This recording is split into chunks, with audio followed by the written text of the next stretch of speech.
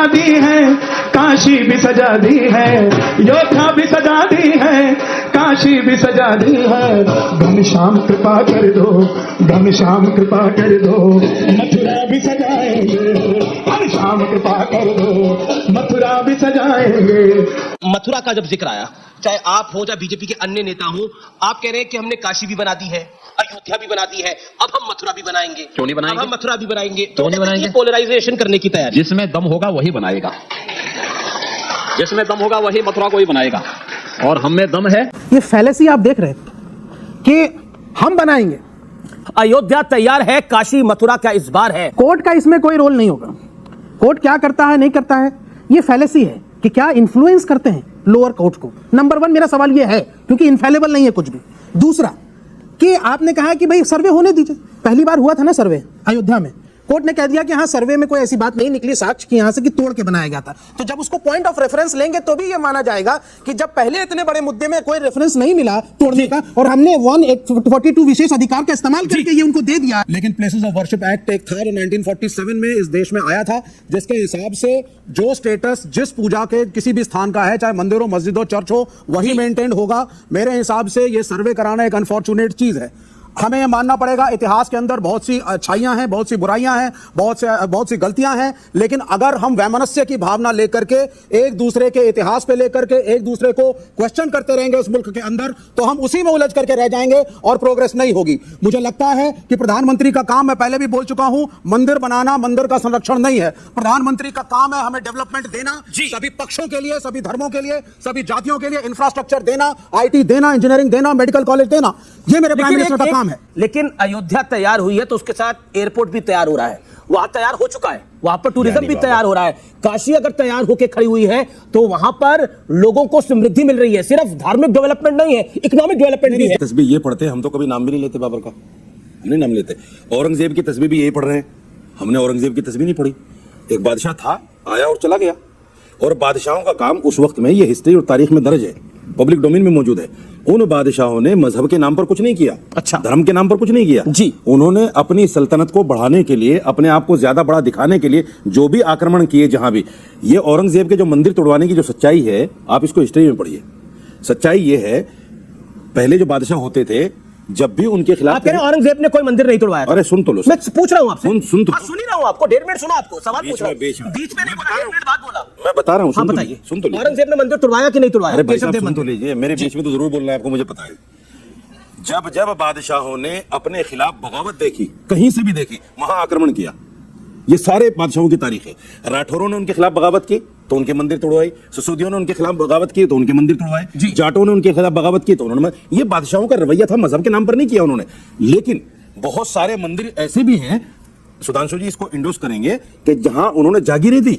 जंगमबाड़ी की जगह है मैंने सवाल पूछा, 178 आप अपनी बात को 3 मिनट से रख रहे हैं। मैंने जो सवाल पूछा उसका भी जवाब दीजिए कृपया करके। मैंने सवाल पूछा औरंगजेब ने मंदिर तोड़वाया कि नहीं तोड़वाया? अभी मैंने क्या बोला, राम कथा सुनाई दी सारी।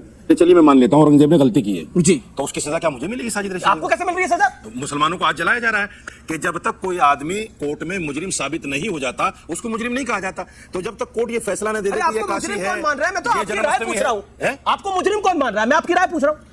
देखो आपने आधी सुनी नहीं और सवाल कर दिया। बाबरी मस्जिद का फैसला आया था और सुप्रीम कोर्ट ने यह कहा था कि भी कोई ऐसा सबूत नहीं है कि मंदिर तोड़ के मस्जिद बनाई गई, लेकिन फिर भी ये चूंकि मामला इतना देखना है, इसी वजह से वो फैसला जो दिया गया है, हमने उस वक्त कहा था कि आस्था के बुनियाद पर अगर फैसले होंगे तो ये पिटारा खुलेगा।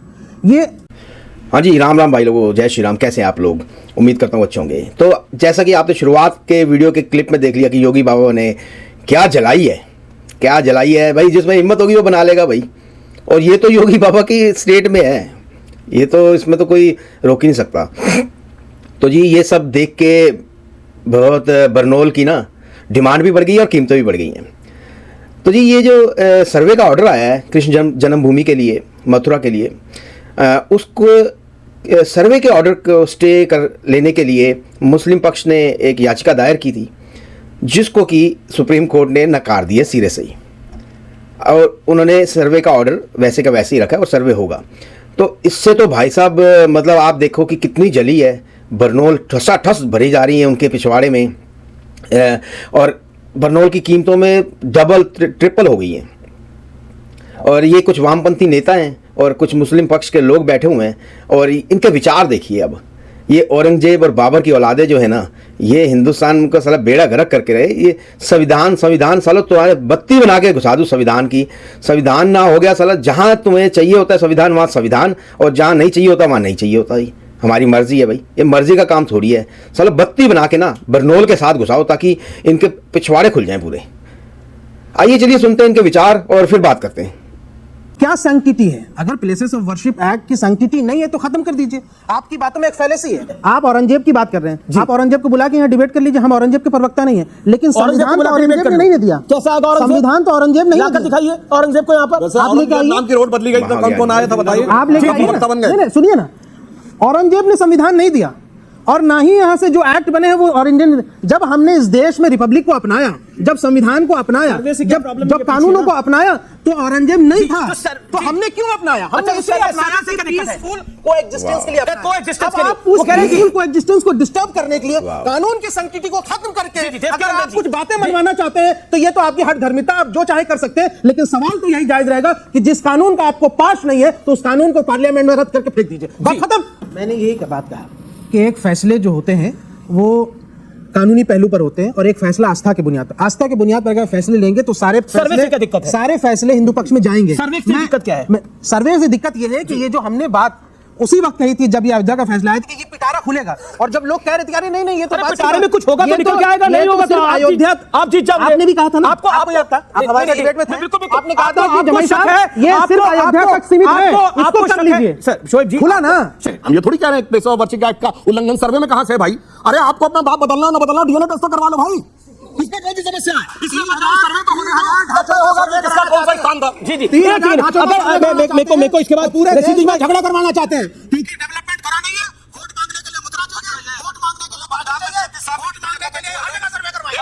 बंगाल में कितना ग्रोथ है? धार्मिक भावनाओं को भड़काने के अलावा भारतीय जनता पार्टी का सर्वे पे नहीं रहता। वर्शिप एक्ट के हिसाब से आगे जो मंदिर है मंदिर रहेगा, मस्जिद है मस्जिद रहेगा, किसी को नहीं तोड़ सकते, किसी को नहीं बदल सकते, और जो हो गया आगे शांति के हो गया भी धर्मों को रहना है। तो आप बोल दीजिए कि देश में कुछ नहीं हो। वोट के लिए धर्म को लाते हो, कुछ भी बोलते हो। वोट के लिए धर्म को लाते हो, वोट के लिए राम को लाते हो। फंडामेंटल राइट्स ब्राह्मणों के लिए, सिर्फ ब्राह्मणों के लिए कि हम ही कंट्रोल करेंगे मंदिरों को, सरकार के पास तो फंड नहीं जाना चाहिए, हमारी जेब में जाना चाहिए। बताइए ना।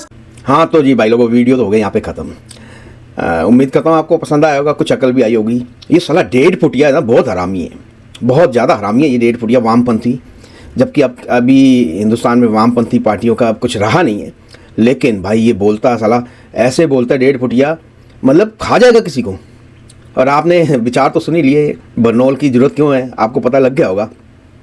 मतलब जब तुम्हारे को संविधान चाहिए तब संविधान ले लो, जब आइन कानून चाहिए कानून ले लो, जब नहीं मानना नहीं मानेंगे, जब हमें चाहिए तो हम मानेंगे, नहीं अबे संविधान की बत्ती बनाओ और अंदर घुसाओ बरनौल के साथ। सालों देश का बेड़ा गर्क कर रखा है। और वो ऐसे 1.5 फुटिया जो 1.5 फुटिया ना, वो साला सबसे ज़्यादा चिल्ला रहा था कि भाई मोदी ने, योगी ने मंदिर बनाया है, तो अगर टेम्पल इकोनॉमी है हमारे हिंदुस्तान में तो सदियों से टेम्पल इकोनॉमी रही है। जहाँ बड़े बड़े मंदिर हैं, जहाँ भी बड़े बड़े मंदिर हैं, उस स्टेट में कभी भुखमरी नहीं आई। इतना टूरिज़्म, हिंदू लोग इतना टूरिज़्म जाता है वहाँ पे उस स्टेट में कभी भुखमरी नहीं आती। तो ये तो इनको अकल ही नहीं है, जो हमारी सदियों से, हज़ारों सालों से हमारी परंपरा है। तो मोदी जी तो उसी को बना रहे हैं, योगी जी तो उसी को बना रहे हैं और बहुत अच्छा कर रहे हैं। और इसका सबसे बड़ा फ़ायदा हो रहा है जी बरनौल कंपनी को, जो कि जिनकी सेल में अगर कुछ कमाना चाहते हैं तो बरनौल के स्टॉक शेयर खरीदें और पैसे बनाएं। मुझे तो बड़ी खुशी होती है जब इनके बरनौल लगाने की ज़रूरत पड़ती है। तो जी उम्मीद करता हूँ वीडियो आपको पसंद आया होगा। प्लीज़ चैनल को सब्सक्राइब करें, वीडियो को लाइक करें, शेयर करें। मैं आपको मिलूंगा अगले वीडियो में। तब तक के लिए जय श्री राम, हर हर महादेव, जय हिंद।